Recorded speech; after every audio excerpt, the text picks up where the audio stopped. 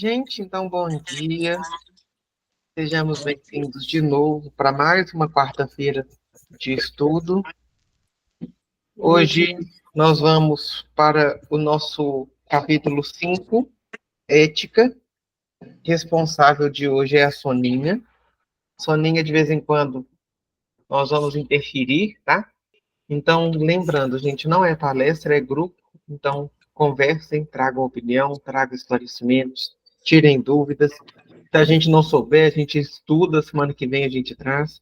Mas a grande intenção é que a gente vai crescendo todo dia um pouquinho de forma conjunta e não de uma forma estática. Não é naquela verticalidade de alguém ensina para outra aprender, tá? Vamos elevar nosso pensamento a Jesus, nosso divino amigo, e pedir que nesse momento se faça presente, junto a seus emissários de amor, para nos inspirar. Mestre amado, tudo que fazemos, fazemos por amor ao Senhor. Obrigado por ser direção, guia, modelo para nossas vidas. Obrigado por se fazer referência para nossas almas e nos colocar sempre de forma encorajada à vivência do Evangelho, ao crescimento espiritual. E te pedimos, Senhor, nos ajude a nos tornarmos uma rede de fraternidade, para que com mais propriedade possamos chamar a Deus de Pai nosso. Agradecemos pela oportunidade e rogamos a assistência para a Soninha, para que, junto aos seus mentores, possam trazer tudo aquilo que precisamos ouvir, na medida certa de nossos corações consigam também aprender. Fica conosco, Jesus, hoje e sempre, que assim seja. Que assim seja. Graças a Deus. Soninha, fique à vontade, de vez em quando a mãozinha levanta. De vez em quando e sempre. Bom dia, Murilo. Bom dia a todos. Que o Mestre Jesus nos inclui. Então, né, como o Murilo diz, hoje nós vamos para o capítulo 5, Ética. Ética. Numa abordagem muito simples, poderíamos conceituar a ética como um conjunto de procedimentos que dispõe sobre os deveres do indivíduo para com Deus e a sociedade, sustentados na opção consciente pelo bem. Então, ética, o bem proceder perante Deus, perante o próximo. Ética, ela está a todo momento, né, conosco. E os espíritos superiores propuseram, através de Allan Kardec, em O Livro dos Espíritos, questão 630, que o bem é tudo que conforme a lei de Deus, e o mal que lhe é contrário. A ética, portanto, está relacionada com a compreensão dessa lei, que varia de pessoa para pessoa ou de grupo para grupo, conforme o estágio evolutivo de cada um. Eu gostaria de fazer um comentário, né, sobre isso aí, mas gostaria de pedir ao Murilo, se puder, iniciar assim, esse comentário para mim, porque eu estou um pouco ansiosa. E aí, por favor, Murilo, na sua colinha. Gente, não preocupe. Eu falo que ficar ansioso é normal. A maioria de nós aqui é a primeira vez que está propondo algum estudo. Então, fica tranquilo. Aqui não é prova que depois nós vamos falar assim, olha, melhor avaliado como expositor espírita. Não, não tem isso, tá? Alguns comentários aí desses dois primeiros parágrafos. O primeiro, gente, falar de ética é falar de uma condição de progresso da humanidade. Aquilo que norteava a nossa ética há um tempo atrás, há 100 anos, 200, não é a mesma coisa de hoje. E daqui a pouco a gente vai ver, nesse mesmo capítulo, a ética como uma irmã da religiosidade, mas também uma ética que ela é desenvolvida pelo tempo. Mas eu queria fazer uma sugestão de um livrinho fininho do Valdo Vieira com o André Luiz. que é Conduta Espírita. É um livro antigo, não sei se vocês já viram ele. Inclusive, a FEB, há uns 2 anos atrás, se eu não me engano, fez um trabalho de estudo desse livrinho.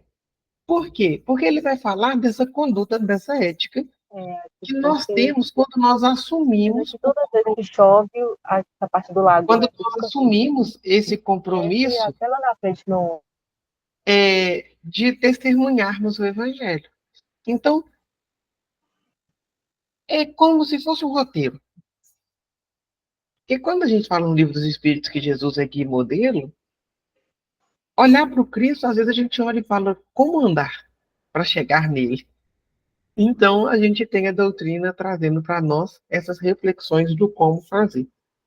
E no segundo parágrafo, ele fala sobre essa condição do Espírito para adentrar a esses mistérios de Deus, porque essa ética, ela vai variar de acordo com o grau evolutivo. Então, vamos pensar nas revelações de Deus lá para a doutrina espírita. Quando nós tivemos Moisés, nós tínhamos uma ética, uma mentalidade, uma forma de entender o certo e o errado.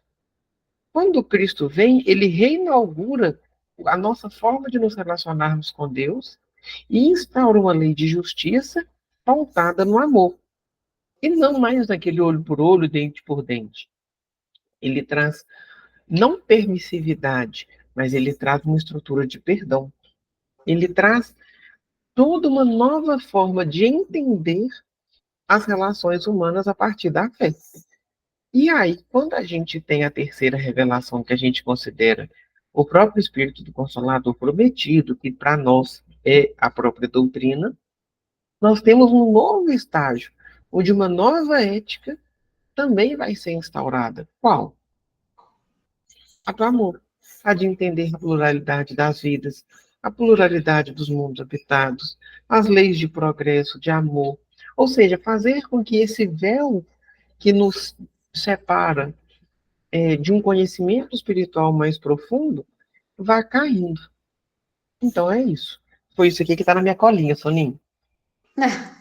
Ótimo, obrigada, Murilo. Imprescindível a fim de que o indivíduo se lance à frente no esforço de galgar novos patamares de evolução, certos parâmetros ou modelos que funcionam no bojo da lei como um princípio geral de cooperação, determinando que os da direita auxiliem os da retaguarda, e sobre esses estímulos produzindo pelos vanguardeiros do progresso encarnado ou desencarnados, que se estabelece a ética social de cada fase de crescimento do ser humano, sinalizando roteiros, acendendo claridades, na condição de uma frente norteadora do progresso das sociedades organizadas.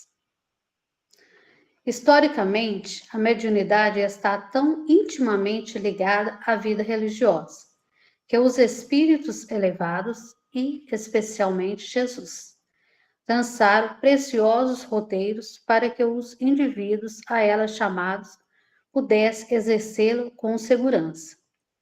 E nenhum conceito define melhor a postura ética ideal do médium ante a mediunidade do que a simplicidade da orientação contida em O Evangelho segundo o Espiritismo, capítulo 26, item 10. A mediunidade é a coisa santa, que deve ser praticada santamente. O que se eu entendo aí entendi nesse parágrafo é que a mediunidade, ela deve exercer a mediunidade com segurança e nenhum conceito define melhor que a ética ideal. O quê? Viver a mediunidade, viver com Cristo perante as leis que realmente Cristo nos ensinou e a ética, né, de nós mesmos. Como viver uma ética, eu estar numa mediunidade, estar numa reunião, se eu não tenho conhecimento daquilo que está ali acontecendo. E o Evangelho, né, é uma mediunidade coisa santa, né? É uma coisa que tem que vivenciar segundo Cristo, não sair por aí esbanjando, né, mediunidade, falando, acontecendo, pregando coisas que talvez a gente não saiba.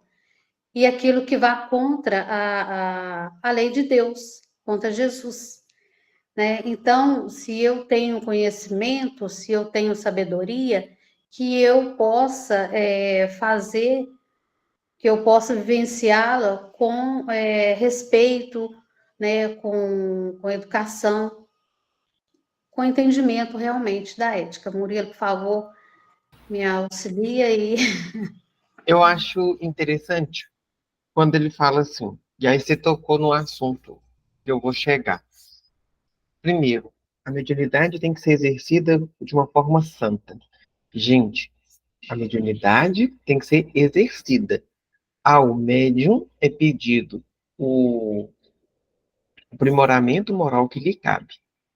Então, nós, médiums, temos que saber os nossos limites, buscar superá-los, mas sem trazer um peso gigantesco para cima da gente, para que a gente seja os novos Chico Xavier da vida. Vai dar errado. O que é viver essa mediunidade de uma maneira santa? De uma maneira ética, de uma maneira responsável. E quando a gente vai no dicionário e procura o conceito desse ser santo, eu acho legal porque ele fala assim, uma pessoa de grandes virtudes e de uma bondade invulgar. O que é isso? Hoje, a gente acha que mediunidade é mediunidade de TikTok, mediunidade de YouTube, onde o próprio espírito tem um canal de YouTube ou faz a dança dele no TikTok. Gente, pelo amor de Deus, qual que é a responsabilidade que a gente está usando para poder entrar em contato com a espiritualidade, fomentando o progresso, que a gente já viu o objetivo da mediunidade. E aí entra a atividade com uma característica santa, é de responsabilidade, é de estar atrelado a um caráter moral.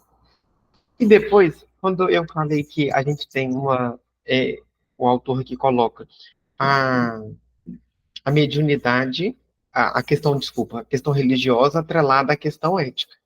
Se a gente vai procurar quais são os princípios da ética, eu peguei aqui 2 exemplos, tá, gente? Da ética budista. Vamos esquecer que cada um de nós cristãos aqui de origem judaica. E olha se vocês vão achar alguma similaridade com o que os 10 mandamentos falam, o que a própria doutrina fala e o próprio Cristo fala. Eles têm 5 princípios éticos: não matar, não mentir, não roubar, abster da desordem sexual, abster da bebida embriagante. E quando a gente vai lá para os 10 mandamentos, que a gente herda da nossa origem judaica, a gente tem amar a Deus sobre todas as coisas, não tomar o santo nome em vão, guardar domingos e festas de guarda, honrar pai e mãe, não matar, não pecar contra a castidade, não furtar, não levantar falso testemunho, não desejar a mulher do próximo e não cobiçar coisas alheias. Olha, vocês lembram quando a gente leu o Evangelho segundo o Espiritismo, no primeiro capítulo, fala que Jesus não refutou as leis de Deus trazidas por Moisés. Ele refutou as leis civis que Moisés punha. Tanto é que a gente não mede quantos passos a gente dá para chegar numa casa onde a gente faz oração. Ou a gente come a gente come carne de porco. Então, assim, dando exemplos básicos, né? Bobos. Mas outras coisas também fazem sentido. A gente não apedreja o adúltero. Então, quando a gente fala de uma ética, é porque a religião, ela sempre vai ser, indiferente de qual seja, uma ferramenta proposta para a gente como uma alavanca de progresso. Então, não existe religião ruim. Não existe religião errada. Existe o mal religioso. Tem o religioso hipócrita. Tem. Mas aí é a gente, não é a estrutura da religião, é nosso. Então, quando a gente assume essa responsabilidade, fala, ok, vocês estão fazendo um estudo, e qual é a responsabilidade sua frente a tudo que vocês estão aprendendo? É uma reformulação ética do olhar sobre você mesmo, sobre o seu olhar sobre o mundo, o seu olhar sobre as relações que você mantém, porque elas têm que espelhar aquilo que a gente vem aqui estudar. Todo dia um pouquinho mais. Senão a gente não está fazendo essa reforma íntima, que nada mais é do que uma reforma ética. A gente está buscando decorar um tanto de conhecimento para uma hora ou outra a gente soltar. E aí a gente faz da doutrina um mero intelectualismo desnecessário. Porque não é essa a proposta de Kardec, não é essa a proposta do Espírito de Verdade.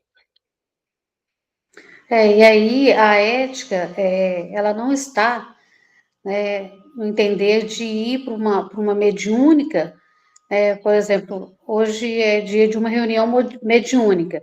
Então, hoje eu não vou comer carne, eu não vou fazer sexo, eu não vou fazer nada. A ética é o dia a dia, né? É como a gente se vive no dia a dia, né? Com o próximo e principalmente com a gente mesmo, né? Como eu estou lidando com tudo isso aí? E os 10 mandamentos, né? E aí? Até que ponto eu vivo os 10 mandamentos comigo? Né? Porque para me passar para o próximo, né? Para o outro, eu tenho que primeiro vivenciar aquilo. Como é que eu estou sendo ética comigo? Como é que está sendo o meu proceder?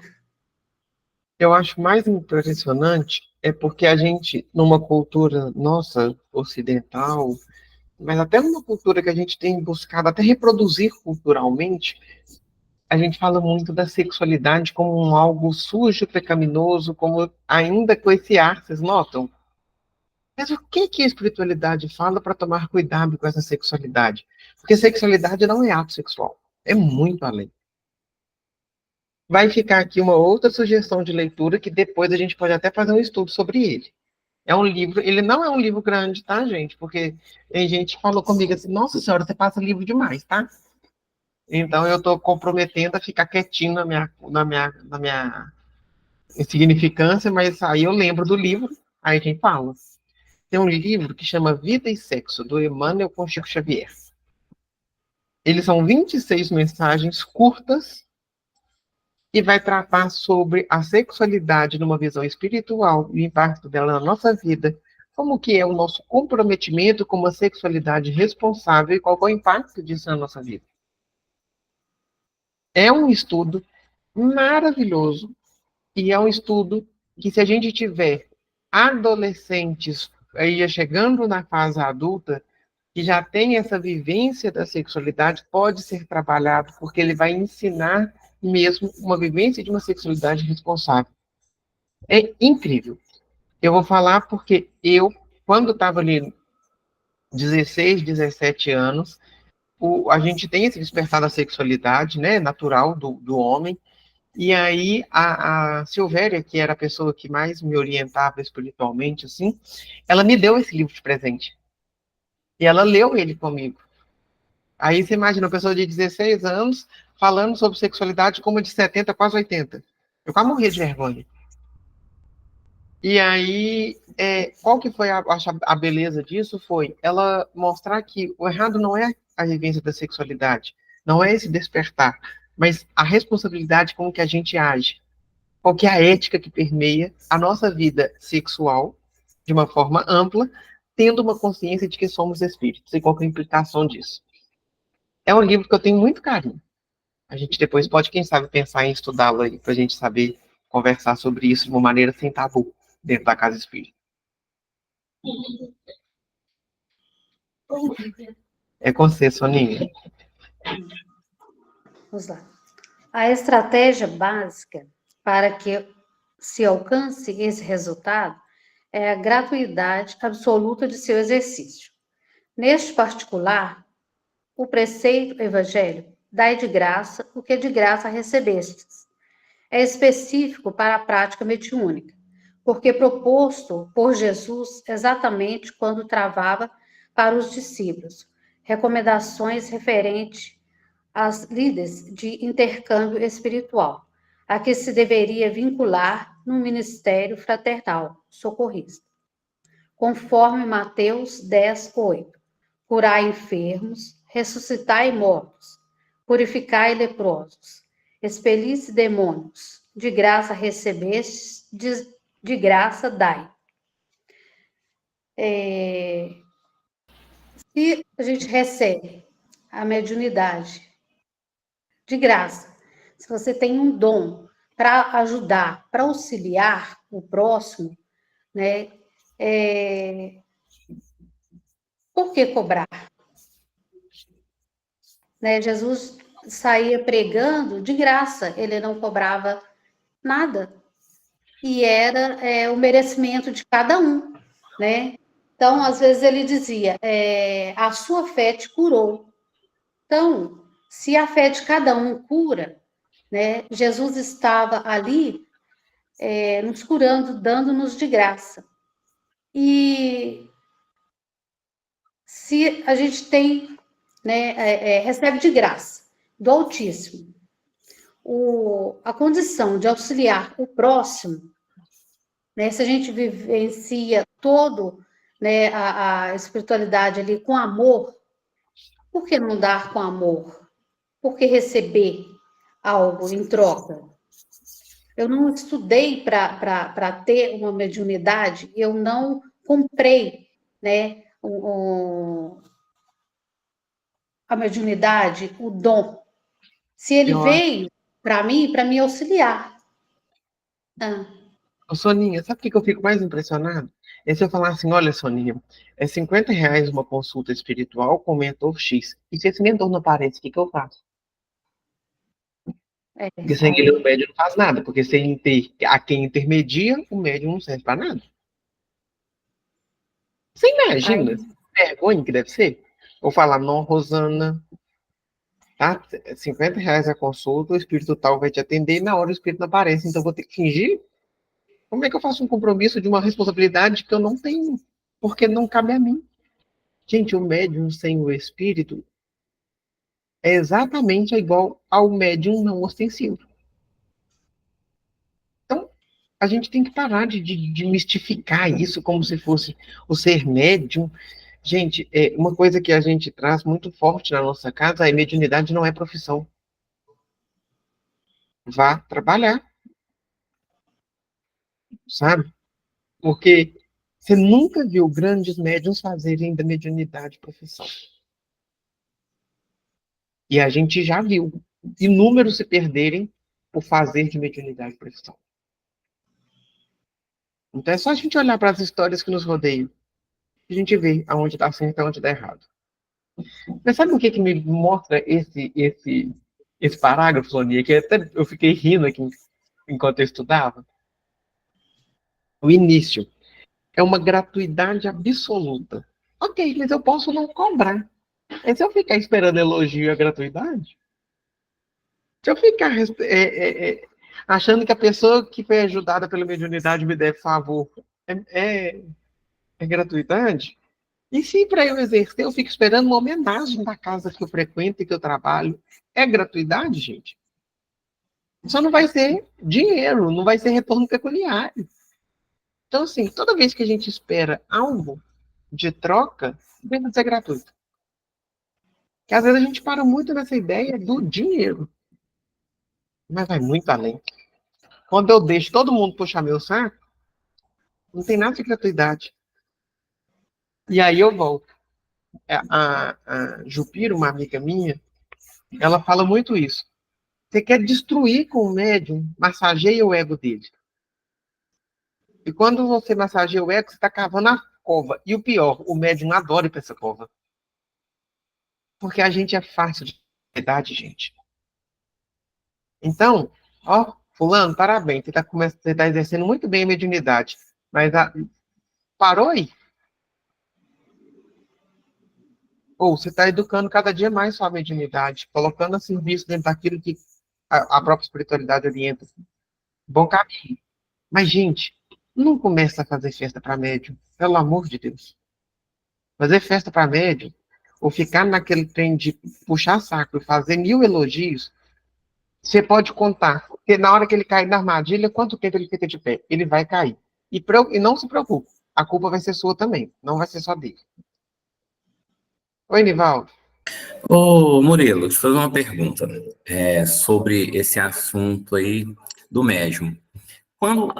Eu já vi muitos casos, tratamentos espirituais, que eles fazem em um determinado local e pedem alimentos para doação. Como é isso nessa sua fala? Não, gente, a casa espírita não vive de amor. A casa espírita tem a Sim. conta de água, de luz. A gente pode pedir doações de finalidade para casa, não como moeda de troca. Se eu não levar o alimento, eu não vou ser atendido? Como aí? O que é isso? E se estiver faltando alimento na minha casa?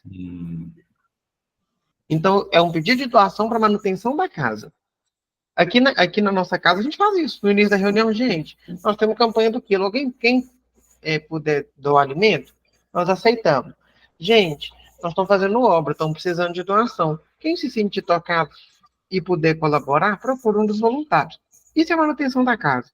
Agora, gente, só vai receber orientação espiritual quem me dá um pacote de 5 quilos de arroz. Ô, gente, aí não.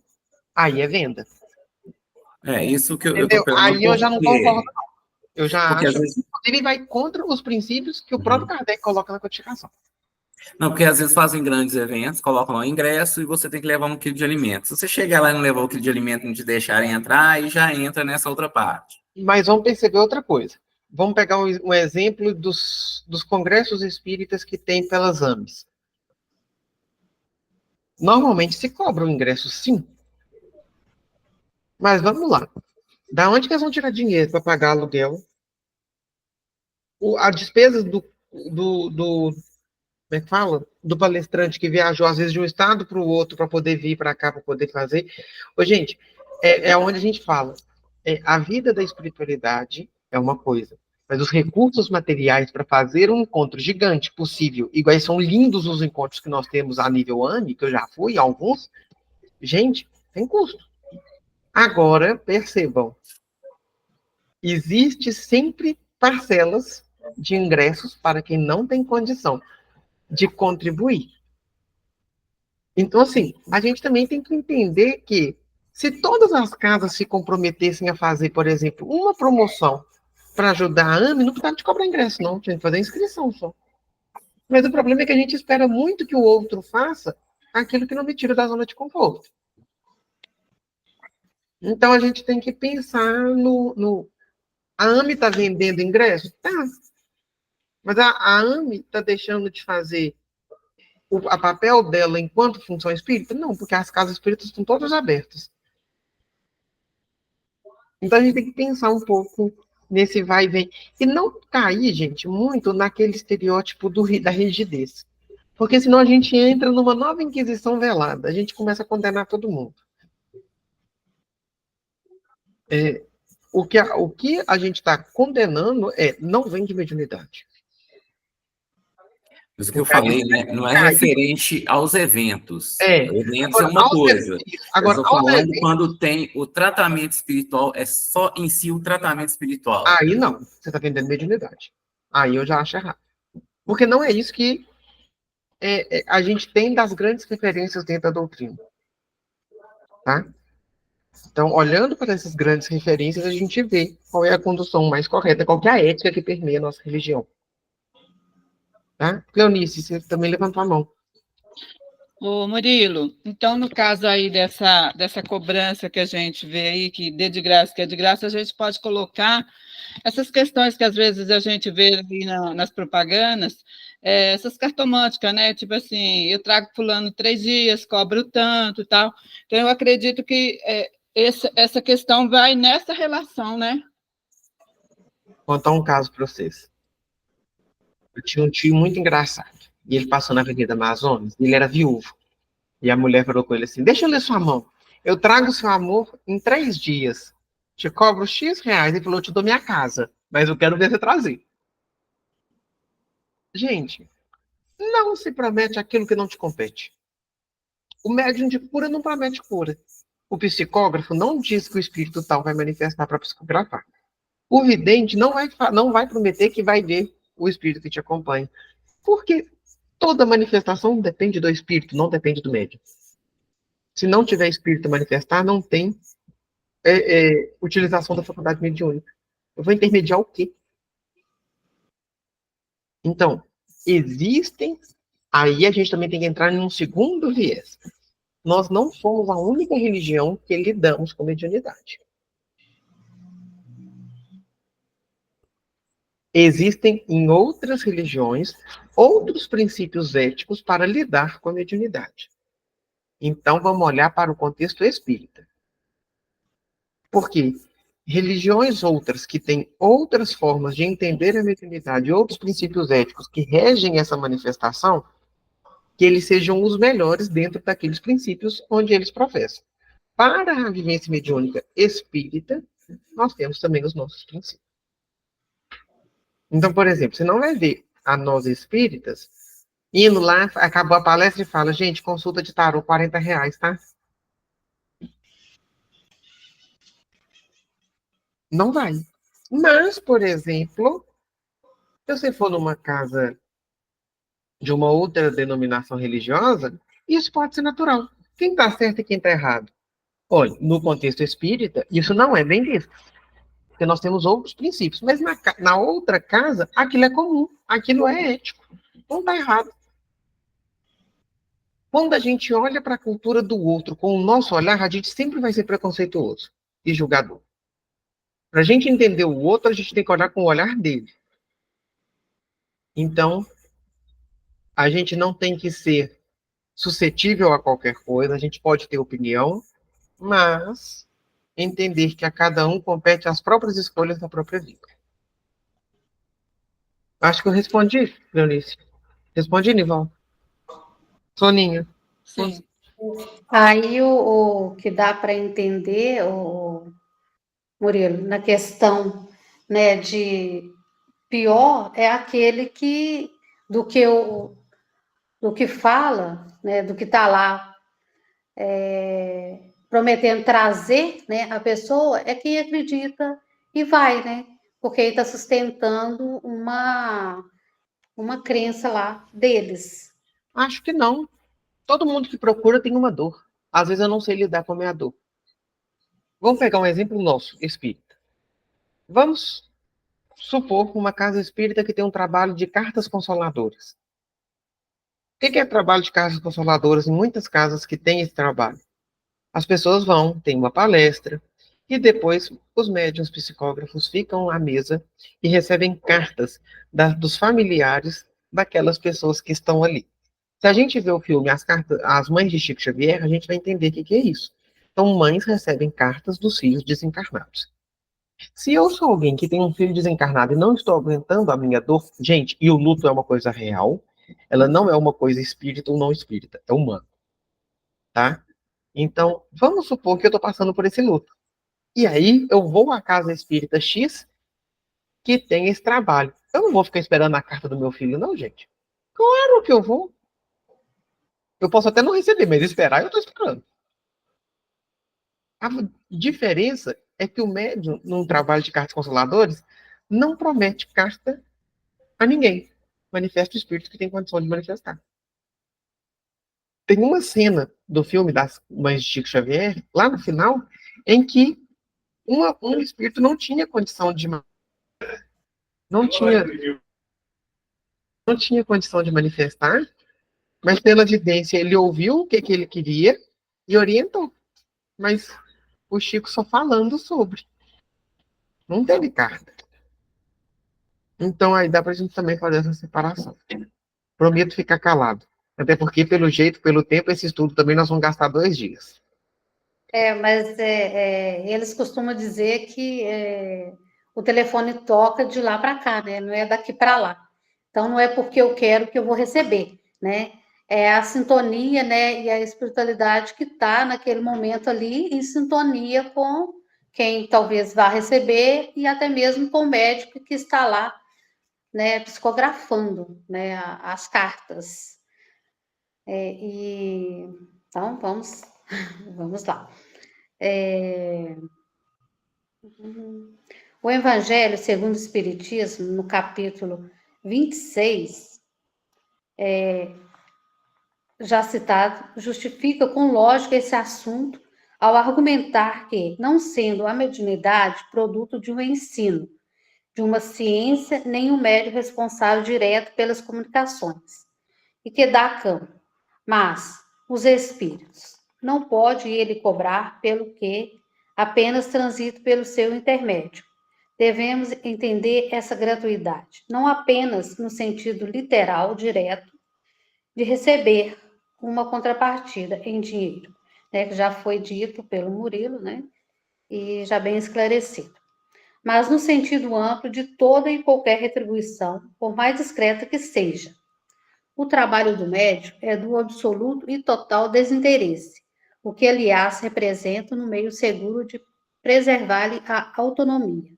É a consciência para que é atendida integralmente o programa traçado pelo alto para a sua vida. O permitir-se uma vivência fora dessas linhas de equilíbrio projeta-o inevitavelmente na sinomia, uma das mais graves agressões à consciência, porque atitude discriminatória e separatista. Há de se ter cuidado com os presentes, homenagens, favores, festas e comemorações, a pretexto injustificáveis. Esse parágrafo, né, todo, praticamente, a gente já foi dito, né? O Murilo já esclareceu muito bem, né, com a pergunta do Nivaldo e da Cleonice. Não há como negar que o melhor para si é viver com intensidade os deveres de sua prova ou missão, com independência, construindo assim, naturalmente, antídotos vigorosos contra a bajulação e a inépcia. No fazer o bem e cumprir fielmente os ditames da caridade, ele encontrará os verdadeiros irmãos, aqueles que fazem a vontade do Pai, reproduzindo aqui, respeitada as distâncias, a experiência de Jesus quando redarguiu, ensinando: quem são minha mãe e meus irmãos, senão os que fazem a vontade de meu Pai?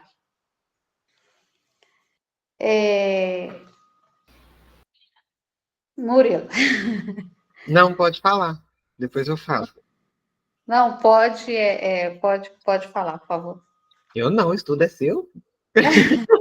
O estudo não é nosso? É nosso, mas aí, hoje eu sou só atrevido. Então, pode ir, atrevido. Eu gosto da gente pensar sobre o que é simonia. Ele coloca assim, uma das mais graves agressões à consciência, porque a atitude discriminatória e separatista. Simonia é comércio de coisa sagrada, de venda de bens espirituais, muito comum na Idade Média. Nós já vendemos espaço, terra no céu, nós já vendemos perdão de pecado, nós já vendemos orações, mas isso discrimina, porque aí o pobre não vai poder receber isso, não? Ele separa. Por exemplo, nós já tivemos em nossos templos religiosos diversos ao longo da história, lugares separados para quem tinha condição financeira. Mas o autor coloca como uma das mais graves agressões à consciência, porque quando a gente age com simonia, a gente rompe com o sentido de fraternidade.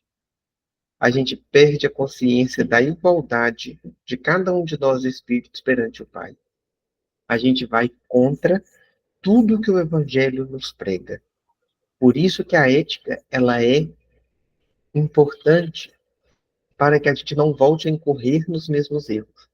E falando em doutrina espírita, quando eu me proponho, por exemplo, a vender a psicografia que eu recebi, eu estou vendendo algo sagrado. Gente, eu queria fazer uma sugestão. A partir desse parágrafo que a gente vai entrar, a gente entra num segundo momento do texto. E aí nós gastaríamos mais uns 40 minutos aqui. O que que eu quero sugerir? Da gente parar hoje e fazer mais um encontro na quinta. Ou no sábado, de manhã, de preferência no sábado, e só para a gente terminar esse texto. E aí a gente grava também e coloca lá para quem não conseguir assistir. Seria possível para vocês? Porque esse tema ele vai dar uma discussão nesse segundo momento. Para mim, sim. Para mim também, sim. Pode ser? Podemos fazer no sábado, Soninha? Podemos sim. Qual horário? Que horário, gente, que para vocês é melhor? Umas 9 horas? Você 10? não pode à tarde, então teria que ser na parte da manhã. É, de tarde eu tenho tarefa. Tem Qual atendimento horário? lá. A gente manda lá no grupo uma votação. Mais cedo. Não, gente. Oi, bom dia. Assim, lá para as 8 horas, às 9h30 tem terapia. Meu menino aí eu não posso, porque ele fica numa sala e eu fico em outra. Então vamos fazer o seguinte, a gente Mas faz se cedinho. for caso também, eu assisto depois gravado. Tá. Eu vou mandar lá uma enquete para a gente votar e a gente disponibiliza, só para a gente terminar. Ok. Ô Murilo, eu só quero te fazer uma pergunta aqui, em Pode falar. relação a esse coisa de vender aí antes. Não está, né, no nosso contexto julgar e tudo, mas uma coisa que aconteceu, por exemplo, na pandemia, as igrejas evangélicas vendendo óleo ungido contra o Covid, né? O que dizer sobre isso, assim? Porque eles vendiam. Na pandemia eu também vi casa espírita vender orientação espiritual. É um mau uso da religião. A religião não está errada, não. O religioso, sim. Sim, O religioso erra, a gente erra. Mas se você for olhar os princípios do protestantismo, que é a origem da comunidade evangélica, não tem nada disso. Se a gente for referenciar Kardec, também nós fazemos um tanto de coisa errada. Durante as casas. Então, assim, vamos olhar. E é bom a gente refletir sobre isso, porque a gente impede que a gente faça a mesma coisa. E aí, é por isso que eu estou sugerindo a gente dar uma parada agora no texto, porque nesse segundo momento, a gente vai entrar em vários assuntos polêmicos de ética dentro de casa espírita. Oi, Rosana. Naquele momento da pandemia também serviu de consolo para muita gente. É o que a Essa gente falou da dor, troca, né? porque ficaram todos desesperados e aquilo era um consolo, era uma forma de se proteger até espiritualmente, pensando-se assim, né? Gente, a gente também tem que pensar uma outra coisa. A gente não é ludibriado, a gente também não erra com a questão de quando eu recorro a esse tipo de coisa querendo errar. Eu quero diminuir minha dor, minha angústia, meus medos, tá? Então a gente vai pausar agora, porque a gente vai entrar em muito assunto polêmico na semana que vem, no sábado.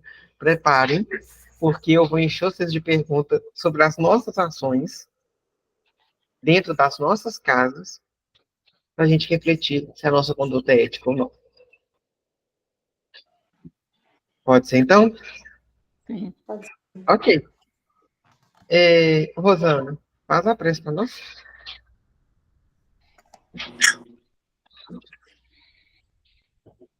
Senhor, através dos seus ensinamentos, estamos aqui mais uma vez te agradecendo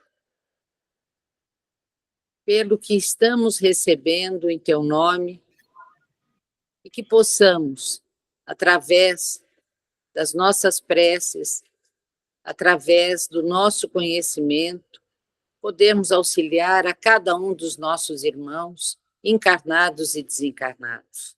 Obrigada, Senhor. Estejamos aqui, reunidos em teu nome, por muito e muito mais tempo. Que assim seja, graças a Deus. Graças a Deus. graças a Deus. Vou parar a gravação aqui, só um pouquinho.